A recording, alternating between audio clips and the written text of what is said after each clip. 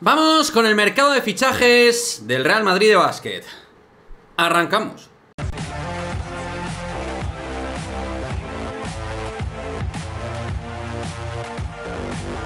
¿Qué pasa, chicos? Muy buenas, bienvenidos a este nuevo vídeo de Madridismo al Día TV, en el cual vamos a analizar lo que es el mercado de fichajes, de noticias y de sensaciones con respecto al Real Madrid de básquet, tras el último vídeo que ha publicado Carlos Sánchez Blas en su cuenta de YouTube, que obviamente pues voy a dejar aquí en el cajón de descripción del vídeo. Si no lo has visto, te lo recomiendo de manera encarecida que lo veas. Siempre escuchar a Carlos es una auténtica delicia, porque sabe mucho de baloncesto, pero es que encima maneja muy buena info siempre del Real Madrid, ¿no? Por lo tanto, creo que no es baladí, ni muchísimo menos, tratar lo que ha comentado así de soslayo, los temas más relevantes que así yo he visto en el vídeo del propio Carlos Sánchez Blas, ¿no?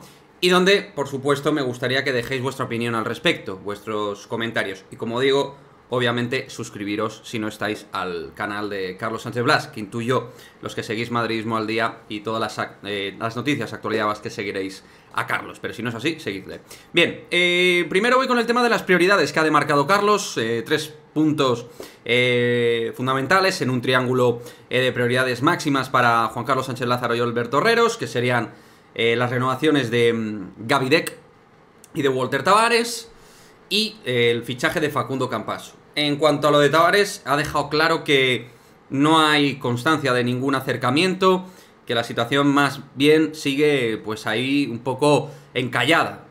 Él entiende en modo opinión que todo esto se va a solucionar, que el Madrid hará un esfuerzo. De hecho, él habla del aumento presupuestario, que el Real Madrid marcará una progresión en el margen salarial, en la escala presupuestaria, en lo que tiene que ver con la parte nominativa del Real Madrid de básquet, y que al final pues se llegará a un concilio. Yo en ese sentido estoy de acuerdo con él.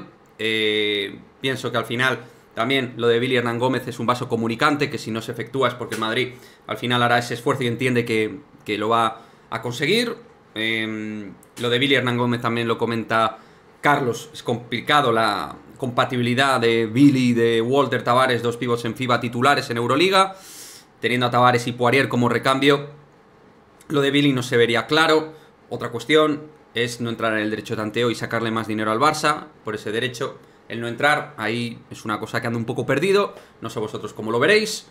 Y bueno, vamos a ver, ¿eh? De igual manera quedan días, a lo mejor el Madrid hace algo. No parece, tal y como ha dicho Carlos en su propio vídeo. En cuanto a lo de Juancho, que ha comentado, yo decir que a mí sí que me parece que es un movimiento que el Madrid podría acudir a él como no daño colateral. Es verdad que el puesto combinativo de 4, falso 4-3-4, lo tiene bien cubierto el Madrid, con Deck, con Gesson ya, pero no es menos cierto que estamos hablando de un jugador que en Euroliga es diferencial. En defensa, en ataque, es un jugador tremendamente completo, que creo que lo va a hacer muy bien, sea en el Barça o sea donde sea, porque tiene mucho talento y unas condiciones atléticas extraordinarias para el básquet del viejo continente. Creo que ahí el Madrid podría hacer un esfuerzo, aunque, como parece, no lo va a hacer. El tema de Campaso, bueno, es llamativo, porque Carlos deja entrever que va a ser el único fichaje, aunque también habla de la evolución del mercado y que puede haber movimientos que todavía se desconocen, entre otras cosas. Al margen de que los grandes equipos se han movido en Europa para grandes fichajes, también quedaría la agencia libre de la NBA, y también pues la NBA te va a marcar una posible ruta luego para poder hacer algún movimiento que nadie puede descartar, al menos a día de hoy.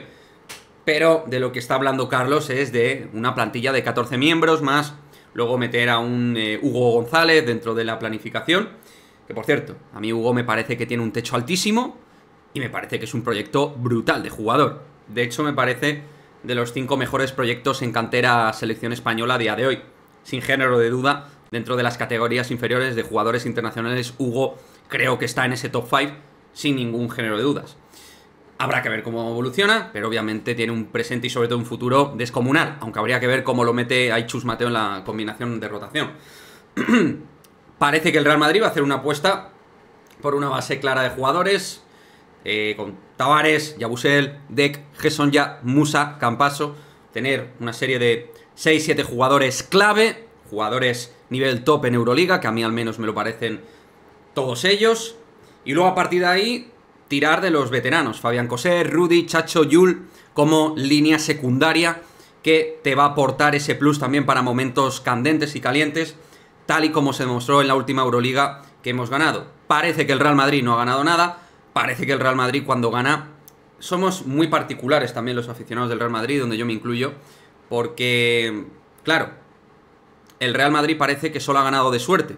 En el deporte necesitas suerte para ganar, pero para ganar necesitas competir y llegar a las finales, estar en los partidos, competir ante los presupuestos más altos que tú tienes, cumplir con esos objetivos. Tú llegas a la final de la Liga Endesa, compites mal, pero llegas a la final de la Euroliga antes y compites muy bien, extraordinariamente bien. No sé por qué hay que quitarle valor, sinceramente. Siendo también crítico con la M de Copa del Rey que hemos hecho, que lo digo aquí, y con una Liga Endesa donde el Barça ha sido muy superior al Real Madrid. Pero, ¿creéis que el Barça no se cambiaría a nivel de objetivos cumplidos por el Real Madrid la temporada anterior? Yo lo dejo ahí y ya sabéis que no trabajo en Real Madrid Televisión. Parece que esa es la línea. 14 jugadores, incluyendo ahí a Locen y el Illón Ndiaye, que vamos a ver porque Eli puede ser una opción en el 4 muy buena. Creo que ya es un hombre con presente para ayudar. De hecho, en esa Euroliga poco valorada que hemos ganado, el Illón Ndiaye tiene momentos clave en defensa. Y es un jugador que tiene, por lo que he podido ver, mucha intuición y agresividad defensiva de manos y piernas. No digo al nivel del mejor Usman Garuba en el Real Madrid, pero ha mejorado mucho Eli en eso. Y en ataque creo que tiene bastante calidad para aportar en distintos aspectos. Quizá el Real Madrid en el puesto de 4 considere no fichar porque está el Illón Ndiaye, y entre el Illón Ndiaye, Mario Hezonja y Gaby Deck pueden apañar bien el 4 ayudando a un Gerson Yabusel que va a continuar, parece ser, la próxima temporada. Esa yo creo que es la manera que tiene de pensar el Real Madrid. A día de hoy, pocos movimientos, en la línea exterior apostar por lo que se tiene de línea veteranos y que den un paso al frente los principales, que serían Hezonja, Musa y Deck. Creo que por ahí va el asunto. Deck y Hezonja ayudando en el 4. El Illón un paso al frente tras la salida de Anthony Randolph y de Peter Corneli. Meter a Hugo González en una dinámica de primer equipo que vaya entrenando como en su momento el Illón Ndiaye ha ido haciendo. Fichar por fin a un base de primer nivel Euroliga, que era lo que más demandaba la gente en el Real Madrid, junto a ese tirador 1-2, tal y como comenta Carlos también en el vídeo. Pero con Facundo Campazo fichamos a uno de los mejores bases de Europa, lo cual mejoraría ya el puesto de 1. Y seguir apostando por la vieja guardia con un año más, pero sabiendo que te han dado una Euroliga. No hay que olvidar que Yul, Chacho y Rudy han tenido momentos importantes para darnos esa Euroliga. Yo ya sabéis que soy de la teoría de que ficharía 1 o 2 exteriores más y que cada vez daría menos paso a gente como Rudy o Fabián, o el propio Yul obviamente, pero el Real Madrid parece tener otro plan ahora mismo encima de la mesa. Parece ser así.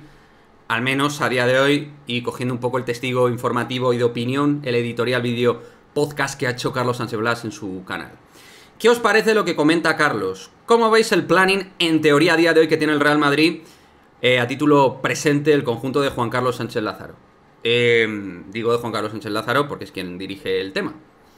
¿Mejorable? Sí, el Real Madrid yo creo que necesita un escolta con gran frecuencia de anotación, tirador, con capacidad de generar sus propias canastas y que pueda dar un oxígeno a los Fabián Cossé, Rudy, Yul y compañía. Creo que por ahí necesitamos algo más que acompañe a Musa, Hezonja y Deck. Creo yo que tampoco iría mal un jugador defensivo tras la salida de Hanga. Creo que más o menos ahí podemos entendernos todos, pero el club sabrá también lo que hace.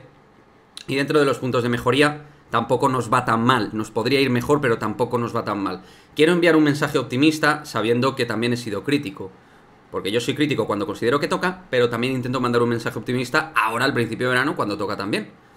¿Qué hubiera sido de lo que diría la gente, al menos en este canal, si no hubiéramos ganado la Copa de Europa? ¿Qué diríais?